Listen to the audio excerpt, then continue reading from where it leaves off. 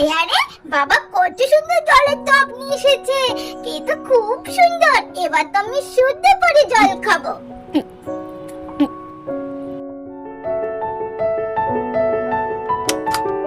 বন্ধুরা, এটা তো আমাদের মিষ্টি অনুরানীদের বাড়ি, আর অনুরানী তো বাবা মায়ের সাথে ঘো ঘো করছে।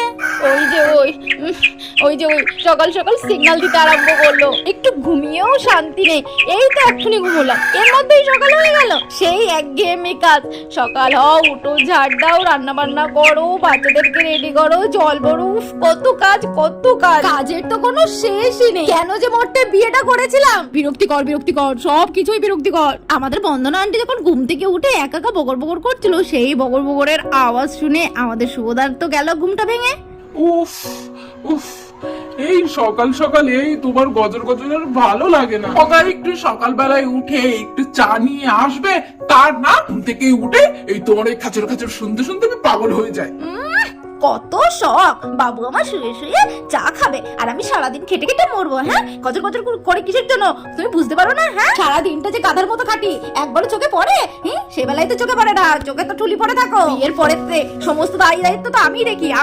তুমি কি দেখো? সকালবেলায় উঠে চলে যাও আর সেই বাড়িতে আসো রাত্রের বেলায়। সারাটা দিন কিভাবে চলি না চলি একবারও খোঁজ নাও? হ্যাঁ, খোঁজ নাও। জুতো সেলাইয়ের থেকে চণ্ডীপাঠ পর্যন্ত সবকিছু আমাকেই করতে হয়। এক মেয়ে পয়দা করেছো, হ্যাঁ, তার কি লাগে না লাগে, কখন খায় শোয়, কোনো খোঁজ খবর নাও? এখনই বললে মামা আমার ভালো লাগছে না, কেন শুনতে শুনতে আমার জীবনটা পুরো শেষ হয়ে গেল। উফ বাবা, তার থেকে উঠে পড়ি বাবা, এত শুয়ে আর লাভ নেই। যাই বাবা, চা খাওয়ার আমার দরকার নেই। আমি তাই ওই হারানের দোকান থেকে গিয়ে চা খেয়ে আসি। সঙ্গে তো আমি জীবনেও কথাই পারবো না, তোমার সঙ্গে মুখ লাগানো থেকে না লাগানোই ভালো। আমার সঙ্গে মুখে পারো না তো মুখ লাগাতে আসো কেন? হ্যাঁ, থাকো তুমি বসে। আমার তো বসে থাকলে চলবে না, আমারই তো সব কাজ করতে হবে। থাকো তুমি এখানে বসে।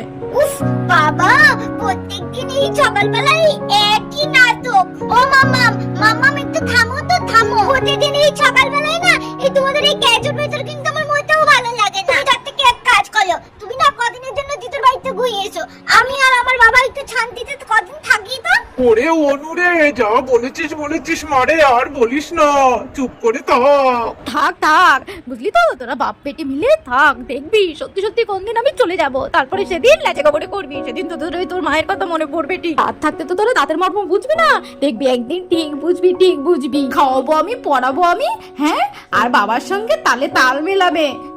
এই যে ঝাঁটা আমি হাতে ধরেছি, আর সারা দিনটা আমার এইরকমই চলবে। নাও ঝাড় দাও, কি আর করবে, কপালে তো এটাই ছিল।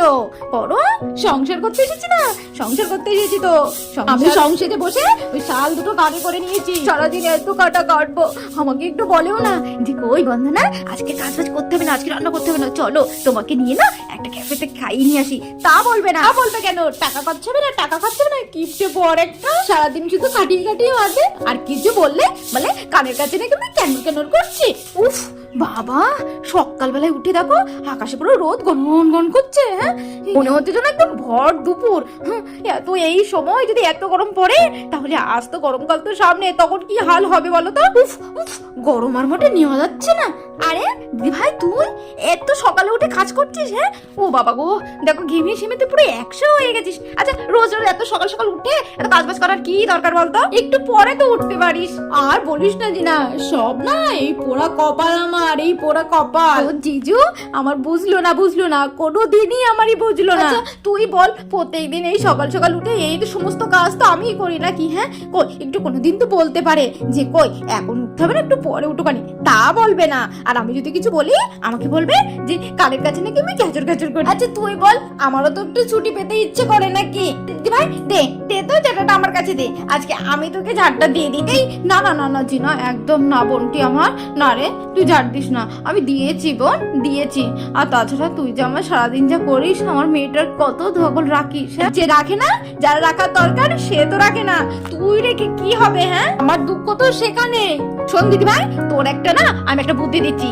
আজকে না তুই কোনো কাজ করবি না, রান্না বান্না যা আছে, কাপড় চোপড় যা কাচাকুচির দরকার সব আমি সামলে নিচ্ছি আজকে। জিজু তোর যে কাজটা করতে বলবে তুই সব বলে দিবি, পারবো না এই তুই না বলবি, দেখিস কেমন মজা হয়। রইলো বাকি অনু যেটা বলবে সেটাও তুই সব বলে দিবি। আমি পারবো না, তুই তোর বাবাকে বল। ওদের না একটু টাইট দে, বুঝলি তো?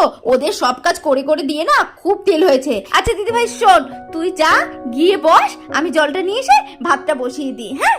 যাই তাড়াতাড়ি করে জলটা নিয়ে এসে ভাতটা বসিয়ে দিই। দিদি ভাইয়ের মনটা না আজকের বড্ড খারাপ। আর তাছাড়া আর খারাপ হবে না কেন, প্রত্যেক দিন এই একই কাজ করতে কারই বা ভালো লাগে। ওমা, এই কলে তো জল উঠছে না দেখছি। হ্যাঁ ওমা, এখনো তো হচ্ছে না। বাবা, কল আবার খারাপ হয়ে গেল নাকি? সকাল সকাল কলটা যদি খারাপ হয় তাহলে কি হবে? সারাদিনে এত কাজ বাজ সবই তো এই জল না হলে চলবেই না।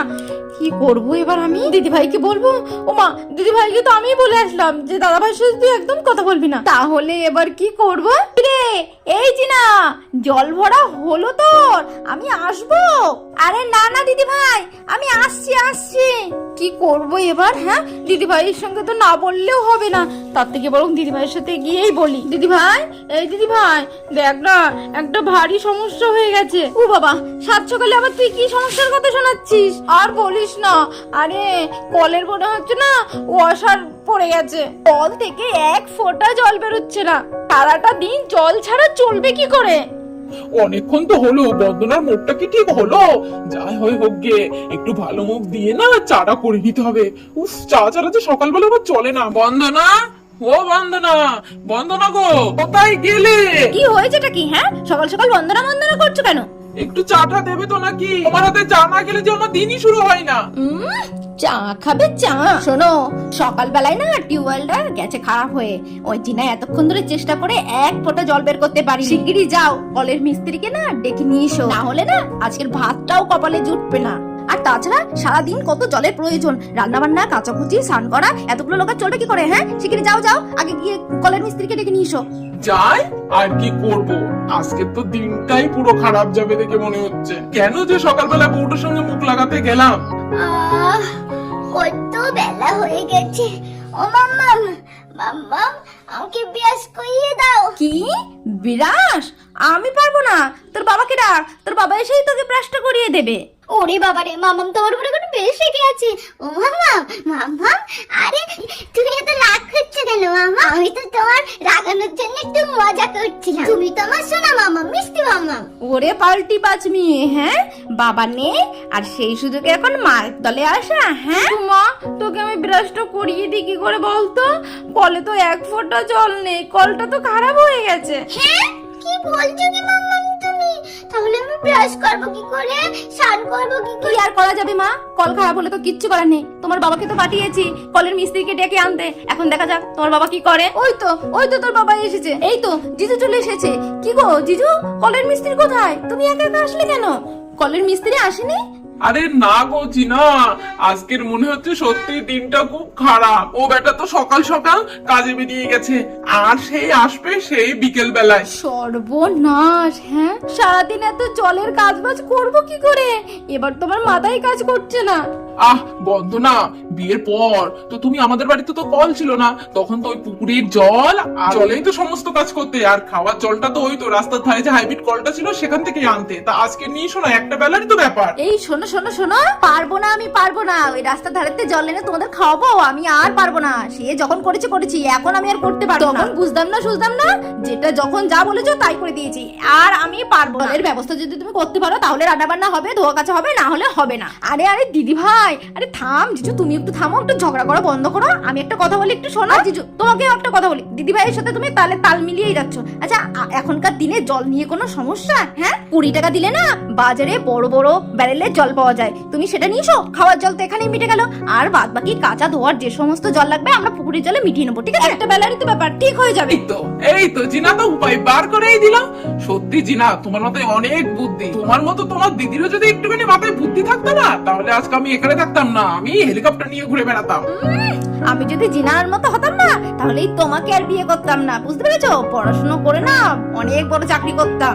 হ্যাঁ, জানা আছে, তুমি কি চাকরি করতে সে আমার জানা আছে। বাবারে, কিছু থাক আর না থাক, মুখের সঙ্গে পারা যাবে না। তাই কি আর করবো, সাত সকালে 20 টাকা খরচ করে জলটাই নিয়ে আসি। ঘর সংসার করতে গেলে তো এইটুকু করতেই হবে, না হলে কি রেয়াই আছে? এই বলে আমাদের সুবোধা তো জ্বালানতে চলে গেল। ঠিক কিছুক্ষণ পর সুবোধা তো একটা বড় একটা জলের ঢাপ নিয়ে আসলো। এই নাও, তোমাদের জলের ব্যবস্থা করে দিয়েছি, নাও এবার নাও। এবার আমরা একটু একটু শান্তি দাও। আরে এটা কি? ই বাবা, এটা কত সুন্দর একটা জলের টব। ও বাবা, এটা তো পেঙ্গুইন। আবার এতে গ্লাসও আছে। বাবা বাবা, কত সুন্দর। এই জলটা আমি একাকেই সব শেষ করে দেবো। হ্যাঁ রে মা, হ্যাঁ খা খা, এই জলটা খুব ভালো বুঝলি তো, এই জলটা ফিল্টার করা আছে। এই জলে টপটা ফুরিয়ে গেলে বলবি আমার ও লোকের সঙ্গে কথা বলা আছে, ও লোক আরো দিয়ে যাবে। যাক বাবা জিনা, তাহলে তো দাদা ভাইয়ের বুদ্ধিটা হলো। তাই আছে না, ঠেলায় না পড়লে বিড়াল গাছে ওঠে না। না, এদের ভালো করলেও দোষ না। এই বাড়ি আমি থাকবোই না। যাই তো যাই, এক মুখো হেঁটে দিত, আজ দু চোখ যেদিকে যাই সেদিকেই চলে যাবো। ইয়ে, কি মজা! আজকে সারা দিন এই ফিল্টারের জল টিপে টিপে খাবো। এই বলে আমাদের অনু তো কলের মাথায় দিল চাপ, আর চাপ দিতে না দিতে কল থেকে তো হড়ার করে জল বেরোতে লাগলো। আর আমাদের ছোট্ট অনু গিলাস ভর্তি হতে না হতেই তো ঢক ঢক করে জল খেয়ে নিল। তো বন্ধুরা দেখতে পেলে তো আমাদের অনুর বাবা কত সুন্দর একটা জলের টব নিয়ে এসেছে। তো আমার ছোট্ট দুষ্টু মিষ্টি বন্ধুরা, কেমন লাগলো ভিডিওটা? হ্যাঁ, ভিডিওটি যদি ভালো লেগে থাকে লাইক কমেন্ট শেয়ার করতে কিন্তু ভুলো না, আর অবশ্যই চ্যানেলটা কিন্তু সাবস্ক্রাইব করলে। দেখা হচ্ছে নেক্সট ভিডিওতে, ততক্ষণ ভালো থেকো, সুস্থ থেকো, টাটা।